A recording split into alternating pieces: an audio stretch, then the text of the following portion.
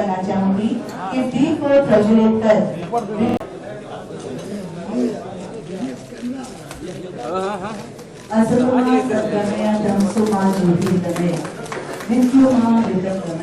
मुझे सत्य से सत्य की उली चाहिए, अंधकार से उजाले की उली चाहिए, मृत्यु से अमरता की उली चाहिए। आइए इसी विश्वास के साथ हम इस विश्वास के दीप को जलाएं और माननीय मुख्यमंत्री महोदय और मंचासीन हमारे सभी माननीय अतिथियों के कर कमलों द्वारा इस दीप को प्रज्वलित किया जा रहा है। इस शुभ कार्यक्रम का विधिवत शुभारंभ किया जा रहा है। आभार, बहुत बहुत धन्यवाद।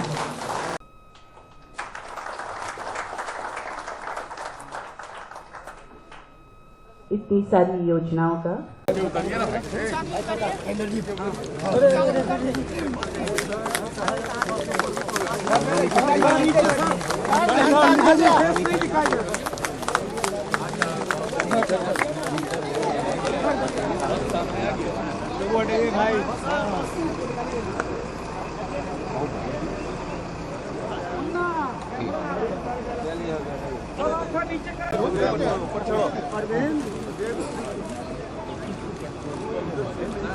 सर इधर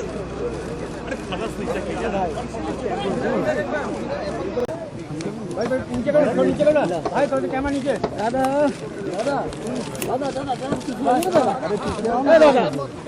दादा पीछे है। अरे कहाँ पीछे? अरे गिरा दे।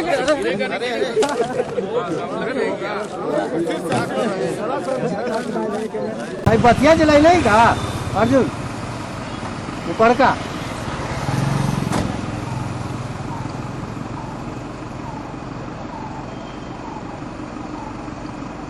ए अर्जुन भाई, अरे आपको करे। अरे यार उधर देखो ना, बस दिखाना है। इधर आओ ना सब।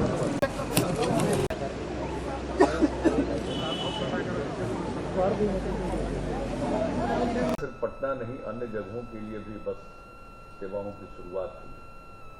नगरीय बस सेवा है।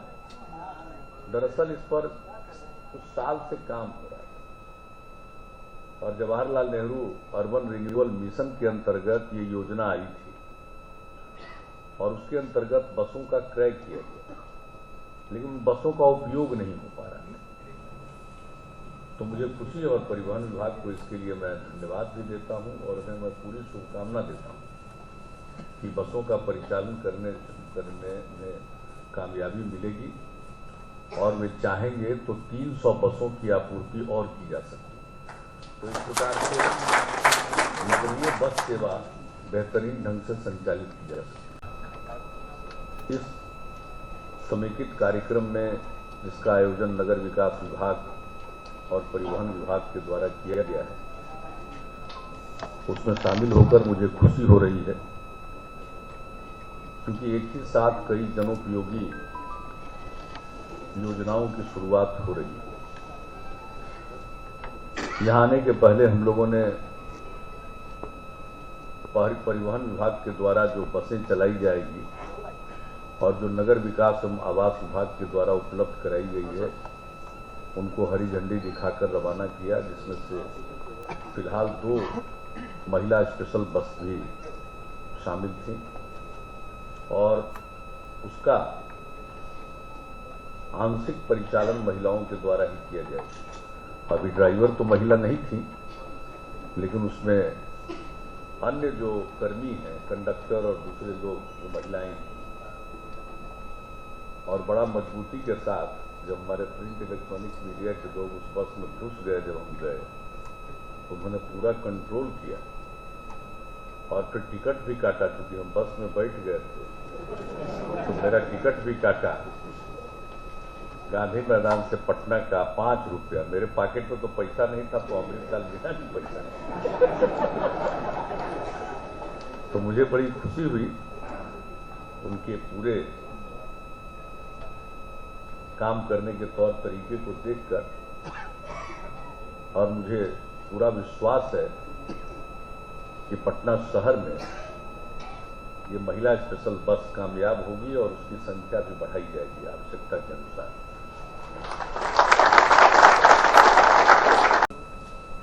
सीट पर बैठकर देखा है, इसलिए वो जो नगर के अंदर बस जिस प्रकार की चलनी चाहिए उस तरह की है।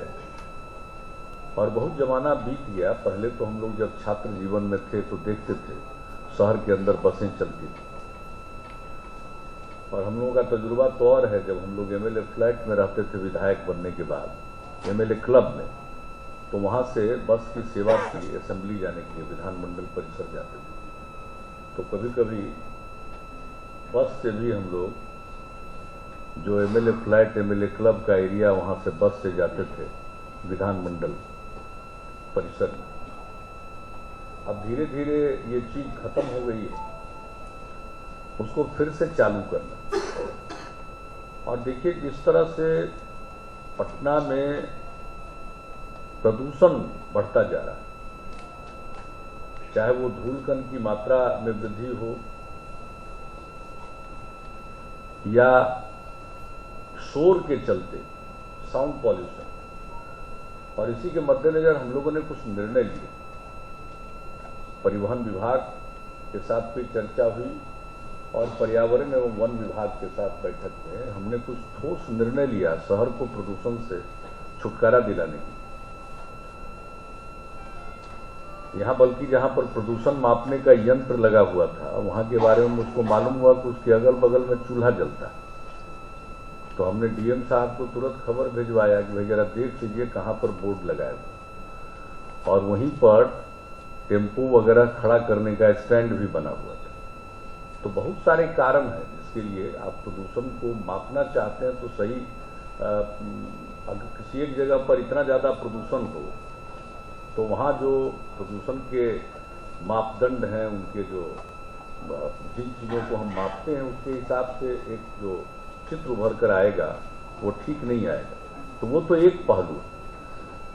लेकिन जिस प्रकार से और इसी तरह से बालू को ढोने में और कई चीजों के लिए हम लोगों ने कारगर निर्णय लिए, और यही नहीं जो साउंड पॉल्यूशन, अब यहां हम देखते हैं बिहार में कि हॉर्न के सहारे लोग ड्राइविंग करते हैं। बाहर जाइए तो इस प्रकार से बिना मतलब का हॉर्न नहीं बजाते हैं, यहां तो अकारण हॉर्न बजाते हैं।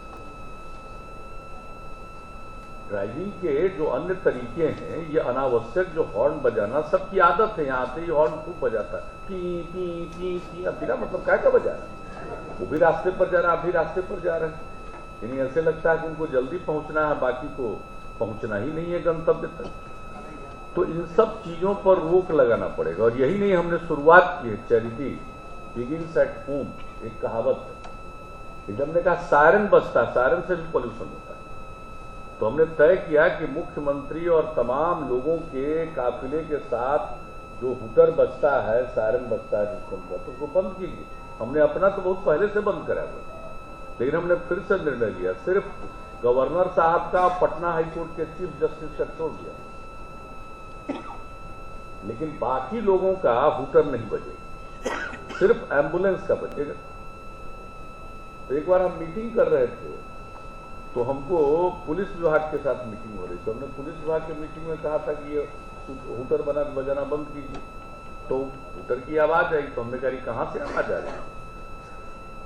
हमने कहा अगर कोई गाड़ी में बजा हुआ, ये देखिए स्टेटस सिंबल हो गया। बहुत लोगों को लगता है कि हम चल रहे हैं, हुटर बजाएंगे तो लोग जानेंगे कि कोई वीवीआईपी जा रहा है, वीआईपी जा रहा है। तो इन सब चीजों का मिला जुला प्रभाव पड़ता है प्रदूषण। तो प्रदूषण की मात्रा बढ़ रही थी तो उसके लिए हम लोग अलग कार्रवाई कर रहे हैं। तो ये जो प्रदूषण की मात्रा बढ़ रही है, देखते हैं रोज ट्रैफिक जाम। हम लोगों ने कितना फ्लाईओवर बना दिया, कुछ हद तक ट्रैफिक जाम से छुटकारा मिल रहा है, लेकिन वाहनों की संख्या इतनी बढ़ती जा रही है। और बैंक उदारता पूर्वक वाहनों की खरीद के लिए जो ऋण देते हैं, तो उसके चलते वाहनों की संख्या रोज बढ़ती चली जा रही है। तो उसके चलते जो कार्बन एमिशन बढ़ रहा है, तो प्रदूषण की मात्रा तो बढ़ेगी। तो उसके मद्देनजर निजी वाहन की जगह पर इस प्रकार के बसों का परिचालन होगा तो कार्बन एमिशन कम होगा। तो इसके लिए भी जरूरी है कि नगर विकास विभाग सचेत है और परिवहन विभाग ने इसकी शुरुआत की है कि शहर के अंदर की बस सेवाओं का भी हम संचालन करेंगे। अनुभव पहले का जो बिहार राज्य ट्रांसपोर्ट कॉरपोरेशन का रहा हो वो ठीक नहीं रहा। लेकिन अब इसका मतलब यह थोड़ी है कि सरकार अपना हाथ खींच लेगी बसों के परिचालन से। इसलिए ठीक कहा माननीय परिवहन मंत्री श्री चंद्रिका राय जी ने, हमने विस्तृत समीक्षा की है और हमने कुछ सुझाव दिया। उसके आधार पर आज जो बिहार राज्य ट्रांसपोर्ट कॉरपोरेशन आर्थिक रूप से डूबा हुआ है, इसको उबारा जा सकता है। इसके ऊपर जो ऋण है, सरकार ने बहुत सारा पैसा लगाया है, तो इन सब चीजों से इनको मुक्ति दिलाई जा सकती है और उसके रास्ते, इनकी जो परिसंपत्ति है, तो उसके मद्देनजर रास्ता निकाला जा सकता है। हमने सुझाव दिया है विभाग में। और लंबी दूरी की बसें चलेगी। आज देखिए ना, चाहे जितना ट्रेन चलाई, हम तो रेल मंत्री भी रहे, खूब ट्रेन चलवाए, सब ट्रेन वैसे ही खचाखच भर के जाए।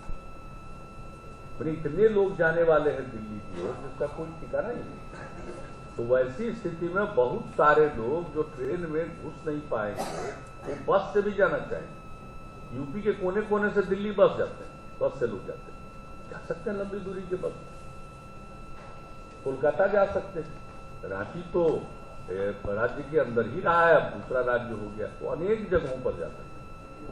हमने इन लोगों को बताया कि हम रायपुर गए हुए थे छत्तीसगढ़, तो वहां पता चला कि दरभंगा इलाके के बहुत लोग रहते हैं।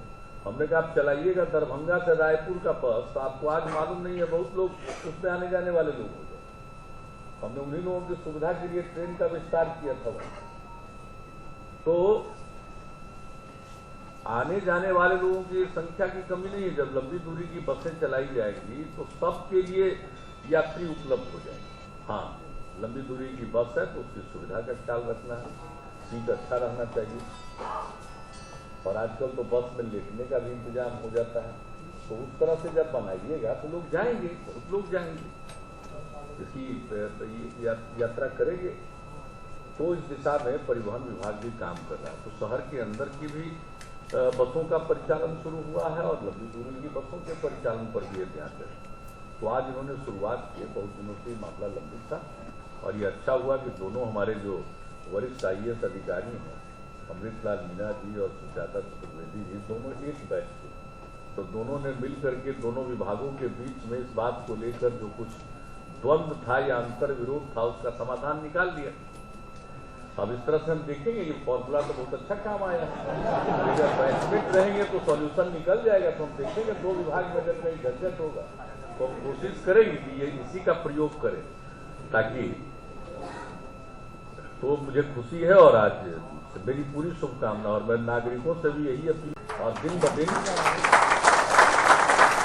अनुभव के आधार पर लोगों की चाहत के मद्देनजर, लोगों की जरूरतों के मद्देनजर उसके अंदर और ज्यादा सुधार किया जा सकता है। अभी तो इसकी शुरुआत है, लोग इसका फायदा उठाएं। और महिलाओं के लिए 2 बस चली है और संख्या बढ़ाई जाएगी जब इसका प्रयोग करने लगेंगी तो। और मैं एक ही बात कहूंगा कि धीरे धीरे हमने शुरू में कहा था आपसे 2 साल 3 साल पहले कि महिलाओं के लिए बस चलाइए, तो कोशिश करिए कि ड्राइवर भी महिला मिल जाए। मेरे कहने का मतलब ये नहीं कि मैं कुछ पुरुषों की उपेक्षा कर रहा हूँ, बल्कि मतलब है कि जब महिला बस चलाती रहेगी ना, तो एक महिलाओं में एक सेंस ऑफ कॉन्फिडेंस आता है। आखिरकार आपने देखा, हमने तो पुलिस विभाग में राज्य सरकार की अन्य सेवाओं में 35% आरक्षण देने के पहले ही 2 साल पहले ही पुलिस कांस्टेबलरी में और सब इंस्पेक्टर के स्तर पर महिलाओं को 35% का आरक्षण दिया। अब जहां जाइए रास्ते में महिला कांस्टेबल दिखती है। तो ये धीरे धीरे अगर बस चलाती हुई महिला मिले, अपने निजी वाहन को लोग चलाती महिला, लेकिन सार्वजनिक वाहन को भी महिला ड्राइव कर रही है। घर को तो ड्राइव करती है महिला, बस को भी ड्राइव करेंगी। और किसका मजाल है कि कोई इधर उधर खोल दे। जब हम लड़की को साइकिल दे रहे थे तो कैसा लोग डर रहे थे, कह रहे थे बाप रे बाप पता नहीं क्या होगा, कोई छिड़कानी करेगा तो कोई फप्ती कसेगा। हम कहें इनको जूडो कराटे का भी ट्रेनिंग दें, इस तरह के लोगों को ठीक से निपटने के लिए। तो इसलिए महिलाओं को कोई इस तरह से नहीं तंग कर सकता, और ऐसा बदमाशी करने वालों को दुरुस्त किया जाएगा इसमें। लेकिन एक आत्मविश्वास का भाव जारी, तो इसे देख लीजिए अगर उपलब्ध होता है। ऐसा नहीं कि जब तक उपलब्ध नहीं तब तक महिला बस ही नहीं चलेगी, लेकिन अगर मिल जाए तो प्राथमिकता देनी चाहिए, तो उससे और संदेश स्पष्ट हो जाता है। अब इसके अलावे नगर विकास विभाग ने कई योजनाओं की शुरुआत की है और ये बहुत अच्छी योजना है ई म्यूनिसिपैलिटी, और हमारे मेयर साहब बैठे हुए हैं। भाई पटना में कुछ सफाई पर ध्यान दीजिए मेयर। अखबार में पढ़ते पढ़ते आपका अधिकारियों का झगड़ा हम लोग आ ही जाते। अरे कुछ तो कीजिए, देश और दुनिया के लोग आते हैं पटना शहर, आपसे तो कोई कुछ कहता नहीं, हमसे मिलते हैं। आप कल्पना करिए हमसे जो मिलते होंगे उनका अपने अपने क्षेत्र में क्या स्तर होगा। वह कहते बड़ा अच्छा काम किया, लड़कियों के लिए अच्छा काम किया, फला के लिए अच्छा काम किया, सड़क ठीक कर दिया, देख रहे हैं ब्रिज बना रहे हैं, तो आप ये कर रहे हैं, आप वो कर रहे हैं, सब करते करते करते अंत में गिनाते हैं लेकिन हम घबरा जाते हैं कि सर लेकिन क्या बोले। कहा कि जरा पटना के सफाई पर साहब 100 घड़ा पानी पड़ जाता है, क्या करें। हम पैसा ही दे सकते हैं, संवैधानिक व्यवस्था है, ये काम नगर निगम को करना और कुछ हो रहा नहीं। अब बताइए पिछले साल जब अमृतलाल मीणा जी ने प्रधान सचिव थे नगर विकास आवास विभाग के उस समय भी, और नगर निकाय के प्रतिनिधियों की कार्यशाला आयोजित की, कौन महीना था? जुलाई, और उसमें इन्होंने कार्यशाला में रखा और वहीं पर हम लोगों ने तत्क्षण निर्णय लिया कि हम कचरा प्रबंधन के लिए, सफाई के लिए हर प्रति हाउस होल्ड 1200 रुपया प्रति वर्ष, यानी प्रति हाउस होल्ड 100 रुपया प्रति माह के दर से अतिरिक्त देंगे। यह राशि केंद्रीय वित्त आयोग की अनुशंसा के बाद जो राशि मिलती है उसके अलावे, राज्य वित्त आयोग की अनुशंसा के से जो राशि मिलती है उसके अलावे, राज्य योजना में जो कई कतिपय योजनाओं में राज्य सरकार पूंजी लगाती है उसके अलावे, मुख्यमंत्री नगर विकास योजना में जो पैसा दिया जाता है उसके अलावे, सब के अलावे इस काम के लिए पैसा दें। भाई हम लोग करें क्या? हम तो आपको साधन दे सकते हैं, लेकिन दोनों बात तो करनी होगी कभी ना कभी। अब जो लोग आए वो पटना शहर की गंदगी को देखकर हमारे जितने विकास के काम उस पर पानी फिर जाए तो कितनी दुखद बात। चाहे जनप्रतिनिधि हो या अधिकारी, और इस तरह से मूक दर्शक कब तक बैठे रहेंगे। सरकार के अंदर जो अंतिम अधिकार होगा हम उसका प्रयोग भी करेंगे। मैं साफ कहता हूं, हम नहीं चाहते, हम एक लोकतंत्र में विश्वास करने वाले व्यक्ति हैं। आप जरा बताइए मुंबई कैसे चल रहा था, दूसरे नगर निकाय किस तरह से काम कर रहे हैं, कितना बड़ा बड़ा काम होता है। इसलिए हम सब जो भी मदद दिया है इसके अलावे भी, अब बताइए हमने अपने 7 निश्चय के लिए जो राज्य सरकार का कार्यक्रम है, सुशासन के कार्यक्रम, हम मिशन मोड में लागू करना चाहते हैं। शहर हो या गांव, हर घर को नल का पानी उपलब्ध कराना, हमको ये 5 साल के अंदर हर घर में नल का पानी, शहर हो या गांव। तो नगर निकायों को इसके लिए पैसा देना, हमने योजना बना दी। एक जल निश्चय योजना हम नगर निकाय के माध्यम से करवाना चाहते हैं। इसके लिए जो भी धनराशि है उसको सदुपयोग करके एक फंड बनाकर उसके माध्यम से ये काम करना चाहते हैं। शौचालय की योजना आप जानते ही, हम तो पिछले ही वर्ष उसी कार्यशाला में जब ये बात मालूम हुई कि साहब नगर में शौचालय बनाने के लिए केंद्र सरकार 4000 रुपया देती है और राज्यों से ये उम्मीद करती है कि इसमें 25% का योगदान करें, यानी 1333 रुपया, तो कुल मिला के 5333 रुपया, 5333 रुपया में शौचालय बन नहीं सकता। इसे राज्य सरकार ने 8000 रुपया देने का निर्णय लिया ताकि 8000 और 4000 मिलाकर 12000 रुपये में शहर में भी शौचालय बन जाए।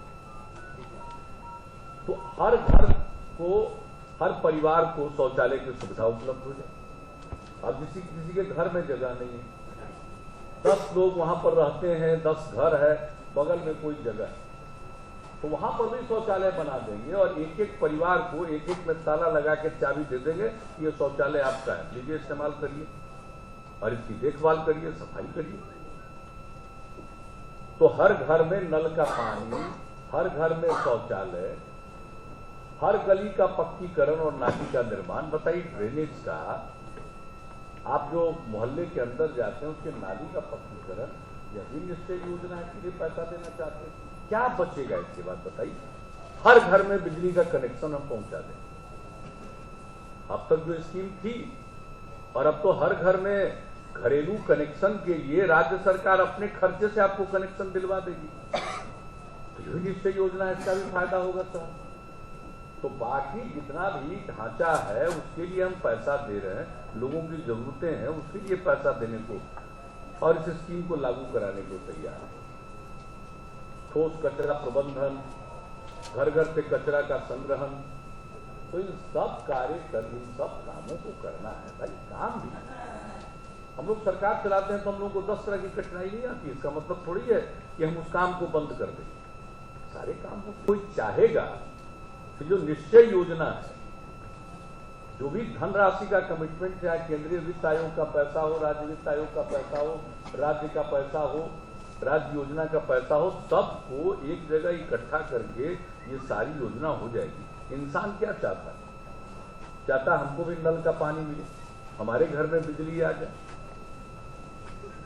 हम घर तक पहुंच जाए बिना पैर गंदा किए हुए, घर का पानी नाली के माध्यम से बाहर निकल जाए, बरसात का पानी नाली के माध्यम से निकल जाए, ड्रेन आउट हो जाए। सब लोग चाहते हैं और उसके लिए हम लोग चाहते हैं, तो हम लोग तो यही कर रहे हैं। लेकिन देखेगा कौन? कोई बाहर से आवेगा जो ये इलाका है, इस इलाके से बाहर। एक दिन हम इधर से गुजर रहे थे तो यहीं पर देखा, आगे बढ़ते जो कर्पूरी जी का स्मृति भवन है, उसके बगल में देखे ढेर कचरा रखा। अब अभी और काम छोड़ करके मेरे साथ जो चल रहे थे, आप फोन करिए तो इधर रोड पर भी कचरा पड़ा रह जाता है। तो खैर ये तो न्यू कैपिटल एरिया है, यहाँ की साफ सफाई है, लेकिन आप अंदर जाइएगा और वहां गंदगी रहेगी। तो आज मुझको अगर किसी एक चीज के चलते अपना सिर शर्म से झुकाना पड़ता है, वो एक चीज है और वो है शहर की सफाई। यहाँ की गंदगी तो भाई काम, इस बात पर ध्यान। अब इसके लिए आपको धन वगैरह की जरूरत हो तो हम लोग चारों तरफ से प्रबंध कर चुके हैं। हमको यह नहीं कह सकता है कि योजना की दिक्कत है, धन की कमी, किसी प्रकार की कमी नहीं। प्लीज अब वो वक्त आ गया है कि इसको ठीक ढंग से चलाइए और ये सबको मिलकर काम करें। अब अगले साल आपका भी चुनाव होगा, इस साल का पंचायत का चुनाव, अगले साल का आपका चुनाव होना, नगर निकायों का चुनाव होना, नगर निकाय का अब रेगुलर चुनाव होता है। तो सब प्रकार से हम लोग, अच्छा कोई राजनीतिक हस्तक्षेप है नहीं, बिहार में तो लड़ते नहीं, राजनीतिक दल तो चुनाव लड़ती नहीं है, निर्दलीय चुनाव लड़ते। अगर राजनीतिक दलों के माध्यम से चुनाव हुआ होता तो फिर राजनीतिक दल का भी सहयोग लिया जा सकता था स्थिति को बेहतर करने के लिए। आज तो सब निर्दलीय है। एक बार हमने बैठक बुलाई थी 4-5 साल पहले नगर निकाय के सभी प्रतिनिधियों की, आप लोगों का ये टेन्योर वाला नहीं, इसके पहले टेन्योर, तो सब लोग आए, आने मार्ग में बैठक चल रही थी, तो एक ने कहा कि मुख्यमंत्री जी, आपके जितने लोग बैठे हुए हैं उनके यहाँ आने का, चुनाव जीतने में आपकी भी कुछ भूमिका है। लोग अपने बल पर, पार्टी के बल पर थोड़ा आपके नाम का भी प्रयोग करके आपके लोग जीत करके आए, लेकिन हम लोग अपने बलबूते पर जीत करके आए। तो हमने ताली बजा करके उसकी बात का स्वागत किया कि बड़ा अच्छा बात कर रहे हैं, अपने बल पर जीत करके आए हैं। तो अपने बल करके जीत करके आए हैं, तो हम तो जीत करके आए जनता के बल पर। तो रात दिन लगे हुए रहते हैं कि कैसे हम जनता के दुख दर्द को कम करें। अपने बल पर जीत करके आए हैं तो चादर तान के सोने काम करने के लिए मत समझिए जनता सब देखते रहते। तो कभी कभी हमको लगता है कि चलिए ये शुरुआती दौर है, यहाँ नगर निकायों को जो इतनी शक्तियां दी गई हैं, तो अभी का एक दौर है, अच्छा, हमारे अधिकारी लोगों को भी कभी कभी देखते, अरे भाई ये डिपार्टमेंट नहीं है, ये नगर निकाय है, जनप्रतिनिधि है, इलेक्टेड प्रतिनिधि है, संवैधानिक संस्था है, ये कोई राज्य सरकार के कानून से नहीं आए हैं, देश के संविधान में इसका प्रावधान किया गया। और जब संविधान में संशोधन करके पंचायती राज संस्थाओं को, नगर निकायों को इसमें डाला जा रहा था, तो उसके लिए जो संसद की संयुक्त समिति बनी थी, सिलेक्ट कमेटी, तो पंचायती राज संस्थाओं वाली सिलेक्ट कमेटी में हम भी मेंबर थे। उसमें मेरी भी भूमिका है कि जल्दी संविधान में संशोधन करके इसको संवैधानिक दर्जा प्रदान किया जाए, तो हम तो उसकी हिमायत नहीं, लेकिन हमारी और कोई अपेक्षा नहीं, बाकी जो करना हो करते रहिए। भाई ये सब जनता का जो सवाल है, जरा और काम तो थोड़ा मध्यम भी करिएगा तो कोई बात नहीं, अपना भूलिएगा जनता से, सफाई वाला कचरा देख करके लोग इतने परेशान हो, कठिनाई, बड़ी से बड़ी समस्या का समाधान हुआ।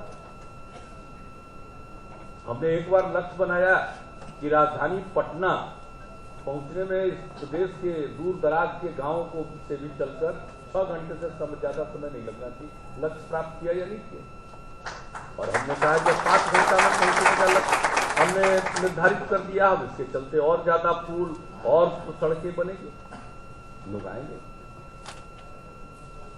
तो आप अगर डिसाइड करिएगा, हमारे यहाँ 12.5 बच्चे स्कूलों के बाहर थे। आज आपको मालूम है मेयर साहब, मात्र 0.86% बच्चे स्कूलों के बाहर।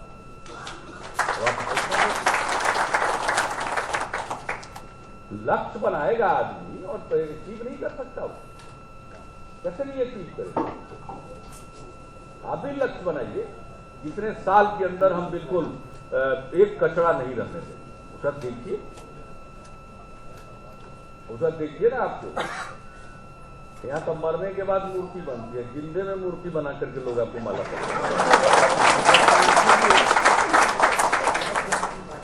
तो बहुत खैर आज भी इनिशिएटिव है। देखिए ई इलेक्ट्रॉनिक, ई म्यूनिसिपैलिटी, सब तरह का सुविधा, कितना पावर दिया है बताइए। पहले प्राधिकार था, कल्पना करिए, ये डिसीजन और किसी का नहीं है, हमारा है, हम लोगों का है।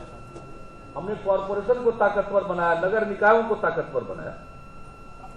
पहले बनी थी अथॉरिटी, उस अथॉरिटी को भंग करके हमने कहा नक्शा पास करने का भी अधिकार कॉर्पोरेशन को दो, नगर निकायों को दो। तो आप नक्शा कौन मकान कहां बनाएगा तो देखिएगा, कहीं ऐसा ना हो कि गली में बना ले 10 मंजिला। अब नगर निकायों को अधिकार दिया हुआ है नक्शा पास करने का। एक बात हम बता देते हैं, ये भुज एपी सेंटर था भूकंप का, उस समय हम कृषि मंत्री थे केंद्रीय, और उस समय कृषि मंत्रालय के द्वारा आपदा प्रबंध से संबंधित जो कार्य थे निपटाए जाते थे। तो संसद का सत्र होने वाला था और संसद में उससे संबंधित सभी सवालों का जवाब मुझे ही देना था। तो हम जरा गए थे, फिर हमने काफी मीटिंग की, तो सारे एक्सपर्ट्स की एक बार मीटिंग हो रही थी। तो वहां के संबंध में बात करते हुए उन्होंने मीटिंग के आखिर में, अंत में मेरे लिए कहा कि साहब आपको एक बात बता दें, आपका जो पटना है ना, अगर इस भुज के एपी सेंटर में 6.8 रिक्टर स्केल पर भूकंप आया, अगर ऐसा ही एपी सेंटर पटना में 6.8 पर भूकंप आएगा तो क्षमा कीजिएगा, उन विशेषज्ञ ने कहा कि आपके पटना शहर में 5 लाख लोग साल कर लेंगे। हम 10 साल सबको बताए और देखते हैं, हम उस पर बहुत ध्यान देते हैं, इतना ट्रेनिंग से लेकर एक एक काम करवा रहे हैं। अब पिछले साल आया तो हम दौड़ दौड़ करके सब जगह गए कि नहीं गए, मकान में किसका दरार पड़ा है, इंजीनियर का टीम बना करके सब कहा रिपोर्ट करिए, फोन करिए, तुरंत जाइए, देखते थे कि। तो अब अगर इसका कारण क्या है, इसका कारण क्या है कि लोग बिना समझे बूझे कहीं भी किसी भी प्रकार का मकान बना लेते। तो ये सब बात देखिएगा, हमको पूरा विश्वास है, इन चीजों को देखिएगा। नक्शा पास कराने के लिए आवेदन देगा ऑनलाइन, अब टहलते नहीं रहना है।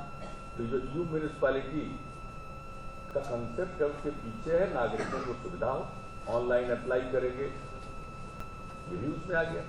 जन्म मृत्यु का निबंधन, तो ये सारी चीजें, और उसके अलावा टैक्स का भुगतान, तो ये सारी चीजें इसके माध्यम से होगी तो सहूलियत होगी। और आप लोग बताइए ना, आपको क्रियान्वयन में जो भी संसाधन की जरूरत है सबके लिए हम लोग काम करते हैं। ह्यूमन रिसोर्सेज के लिए बात की थी। अगर आपका टैक्स कलेक्शन, तो कमीशन के आधार पर टैक्स कलेक्शन करने का भी, यानी एक निर्णय जो लिया जाना चाहिए सरकार के स्तर पर, हम लोग उसको, उसमें कोई विलंब नहीं करते। अब आपको मालूम नहीं कितना आपको काम मिल गया। पावर का मतलब क्या होता है, जरा कंसेप्ट में समझिए। हम तो तीसरा बार जनता हमको विश्वास करके यहाँ भेज दिए। हमको आप एक दिन देखते हैं, हम कहते बड़ा पावरफुल है, हमको कहते सुनिए, अरे respect is commanded not demanded. आप अपने काम से इज्जत प्राप्त करें, ये भी कहने की चीज है, ये कोई कहने की चीज नहीं है। आपकी तो इज्जत होगी, आपकी इज्जत काम से होगी। कितना लोग हमारे ऊपर दुष्प्रचार किया जा रहा है बताइए तो। देश की सबसे बड़ी हस्ती, सबसे बड़ी ताकत, सब मिलकर के क्या जोर नहीं लगाया, और क्या बिगड़ पाया हम लोगों का, जरा बताइए। तो काम ही करना है, तो काम किए रहिएगा तो आपको कोई हिलाए दिलाएगा। तो एक होता पावरफुल होइएगा कैसे, काम होता यूं ही, उससे तो आदमी पावरफुल नहीं होता। वो ऊपर की चमक दिख सकती है, अंदर से खोखला होता है। और हम लोगों का ऊपर से कुछ नहीं दिखाई पड़ेगा, कोई कुछ कह देगा। कई लोग तो मीडिया के लोग बैठे हमको कोई वैल्यू देते हैं। हमारा खिलाफ अंड बंड बोलता है, खाली छाप के रहा। हम बोलवे नहीं करते कि नहीं तरफा छापी। अरे उससे क्या फर्क पड़ता है, लेकिन अकेले में पूछिए तो लोग बता देंगे कि भाई काम तो करता है। अभी हाथ जो चलता है कई कारण से चलता होगा। दिल में जो जगह बन जाए उससे ज्यादा बड़ी शक्ति और कुछ नहीं होती है। चलिए दिल में जगह बनाइए, और कुछ हम लोगों की भी इज्जत बढ़ाइए, नहीं तो सब काम हो जाता है। पहले तो जवाब भी देते थे कि ये राज्य सरकार की जिम्मेवारी नहीं, अब तो भी बोलना बंद कर। हमने कहा है कैसे बोले, नहीं है जिम्मेवारी। तो अफजल इमाम साहब, मैं आपको सिर्फ नहीं कह रहा हूँ, आपके माध्यम से तमाम लोगों का, ऐसा न कहिए कि शाम तक पहुंच जाइए, कुछ गलती हो गया क्या, ये करने की जरूरत नहीं है। आप जैसे ही थोड़ा सफाई में इम्प्रूवमेंट आएगा, हम आपको बुला के माला पर नहीं जाने की जरूरत नहीं पड़ेगी। तो आज जी म्यूनिसिपैलिटी का भी काम शुरू हुआ, बहुत अच्छा है। भैया भैया भैया भैया भैया दादा, भैया थोड़ा सा बगल, अच्छा टाइम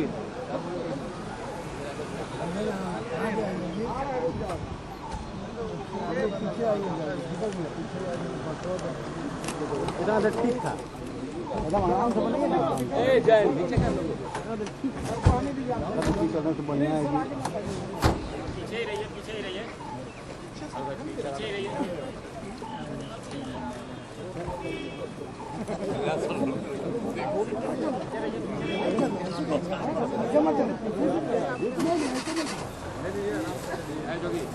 निश्चय है नगर विकास के माध्यम से अनेक योजनाओं का काम होना है। हर घर जल नल, जिसकी हमने चर्चा कर दी, गली नाली सबका आपके से होना है, शौचालय का, और सब चीजों को बढ़ावा देने के लिए नगर निकायों को प्रेरित करनी, आपस में एक प्रतिस्पर्धा हो, स्वस्थ प्रतिस्पर्धा हो, इसके लिए हम लोगों ने शुरू किया है मुख्यमंत्री आदर्श नगर निकाय प्रोत्साहन योजना। हर बार सब कुछ जो उसके मानक हैं, इंडिकेटर्स हैं, उसके आधार पर जो नगर निकाय का परफॉर्मेंस होगा उसको हम लोग उसका मूल्यांकन करेंगे, और नगर विकास विभाग मूल्यांकन करने के बाद उन्हें पुरस्कृत करेगी। नगर निगम को 5 करोड़, 2 नगर परिषदों को 3-3 करोड़ और 2 नगर पंचायतों को 1-1 करोड़ रुपए का पुरस्कार किया जाए, ताकि उस राशि का उपयोग नगर विकास नागरिक सुविधाओं के सुदृढ़ीकरण में कर सके। तो यह सब काम होगा और पैसे की कोई कमी नहीं होगी। नगर निकायों को मैं साफ तौर पर कहना चाहता हूं, चिंता मत करिए, पैसे की चिंता मत करिए, जहां चाह वहां राह। हमने यही देखा, एक दिन काम संभाले तो लगा कि खजाना खाली। हमने कहा चुपचाप काम करने लगे, काम करने लगे, योजना का आकार बढ़ने लगा, पैसा भी की आमदनी भी बढ़ने लगी। इतना बड़ा बड़ा योजना हम हाथ में ले लिए हैं। बहुत आदमी कहता पैसा कहां से आएगा, हम क्या आपको काम से मतलब है कि पैसा कहां से आएगा, एक्सपेंडिचर काम होगा। काम शुरू कर दिया हमने, सब स्कीम कैबिनेट से अप्रूव कर दिया, बिहार विकास मिशन भी गठित कर दिया।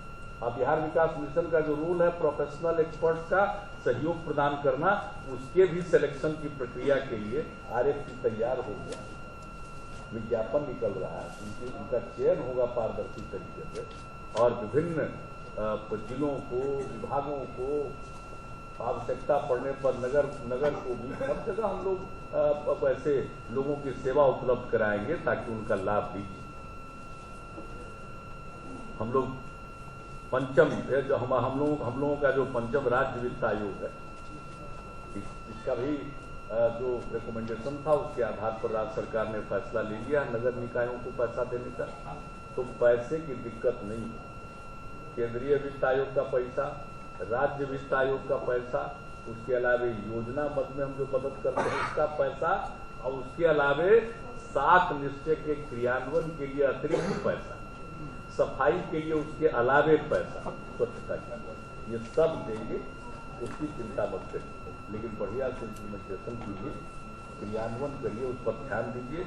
मैंने सिर्फ जनप्रतिनिधियों को ही नहीं कह रहा हूं, मैं नगर निकायों में सरकार की तरफ जो प्रतिनियुक्त अधिकारी हैं उनसे भी कहता हूं कि सब लोग मिलकर इस काम को करिए। यह सवाल जनता का है, ये अहं का टकराव नहीं होना चाहिए, ये बात अच्छी नहीं लगती।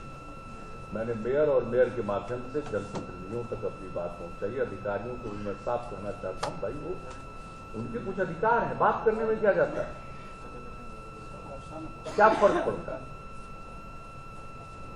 आपका काम है जो नियम कानून के मुताबिक सही बात है पुटअप करना, निर्णय वो लेंगे।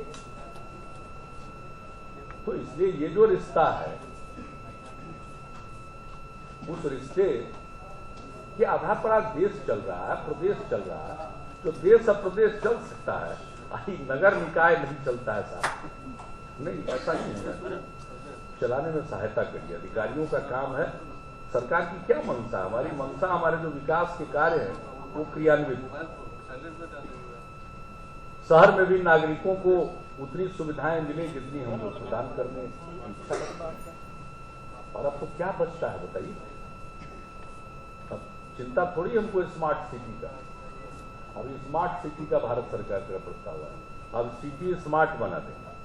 कितना में 500 करोड़ 5 साल में देगी, मैंने 100 करोड़ रुपया 1 साल में दे करके स्मार्ट बना देगा। अभी कैसा स्मार्ट बनेगा तो वही लोग जाने। उस लोग बात में स्मार्ट होते हैं, कुछ काम में स्मार्ट होते हैं, तो हम लोग बात में स्मार्ट ज्यादा नहीं, लेकिन काम हम ऐसा करते हैं दूसरे लोग देख के कहेंगे नहीं ये स्मार्ट गांव बन गया। गांव के लिए हम लोग इतना पैसा खर्च करें काम के लिए, लेकिन उसमें भी पटना को छोड़ दिया गया। हमने जाकर के वेंकैया नायडू जी को कहा कि अरे भाई ऐसा कौन सा आपको पैमाना बनाते हैं शहरों को चुनने का। 100 शहर को आपने चुन लिया, कई राज्य की राजधानियां छूट गई, हमारे यहां तो पटना छूट गया।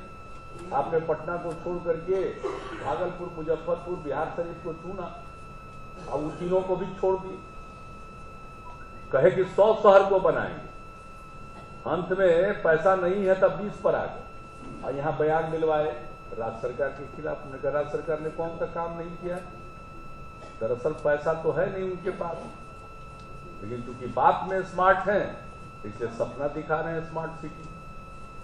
तो कैसा स्मार्ट होगा शहर में, समझ में नहीं बात आती। 100 करोड़ रुपया 1 साल में मिले, जरा कल्पना करिए उसे कितना स्मार्टनेस शहर में आएगा। हम तो आपको कई सौ करोड़ देना चाहते हैं पटना। हम तो पूरे बिहार के नगर निकायों को सिर्फ एक पंचम वित्त आयोग के सिफारिश के आधार पर जो राशि मंजूर हुई है बिहार के नगर निकायों के लिए, वो 8,000 करोड़ रुपए। अभी तो 700 करोड़ में स्मार्ट बना रहा है, हम लोग 8,000 करोड़ में कचरा का ढेर बनाते हैं।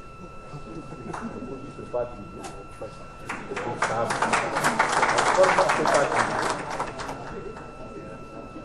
अपने ऊपर जिन्होंने चुना है फिर जाना है क्या, कामे के बदौलत जाइएगा। तो आज मुझे खुशी है नगर विकास एवं आवास विभाग के माध्यम से कई प्रकार की इनिशिएटिव लिए गए, जिससे नगर जो हमारे संतोष का स्तर बढ़ेगा, लोगों का सेटिस्फैक्शन लेवल बढ़ेगा। तो कई प्रकार के काम हम लोगों के द्वारा किए जा रहे हैं। अब बहुत सारे काम उसको क्रियान्वित करने के लिए इंजीनियरिंग संगठन मजबूत नहीं था, जिसे हमने सुझाव दिया और विभाग उस पर काम कर रहा, जिसका जिक्र मंत्री जी ने भी किया, श्री महेश्वर हजारी जी ने। हमने कहा कि अर्बन इंजीनियरिंग ऑर्गेनाइजेशन बनाइए, शहरी अभियंत्रण संगठन बनाइए, और ये इतना व्यापक संगठन बना दीजिए कि छोटे हमारे नगर पंचायत हैं, उनके यहाँ भी कोई इंजीनियरिंग का काम है तो उसके माध्यम से करा सकते। तो इस प्रकार की और ये आपके मदद के लिए हो रहा है, ताकि आपको उसकी चिंता न करनी पड़े। तो नगर विकास विभाग एक इंजीनियरिंग ऑर्गेनाइजेशन भी बना रहा है। ये बुडको सक्षम नहीं है या जल परिषद सक्षम नहीं है, सीमित कार्य वो कर सकते हैं, लेकिन ये एक व्यापक इंजीनियरिंग ऑर्गेनाइजेशन जिसके माध्यम से आप नगर स्तर की जो योजनाएं हैं छोटी से लेकर बड़ी तक उसका क्रियान्वयन करा सकते। तो मुझे पूरा विश्वास है कि शीघ्र ही नगर अभियंत्रण संगठन मूर्त रूप लेगा और नगर निकायों को इंजीनियरिंग कार्य कराने में भी सहूलियत हो। तो हम लोग तो आपके हर कमी को पूरा करना चाहते हैं। आपसे एक ही अपेक्षा है कि थोड़ा हम लोगों का जग हताश कम करा। बहुत बहुत धन्यवाद।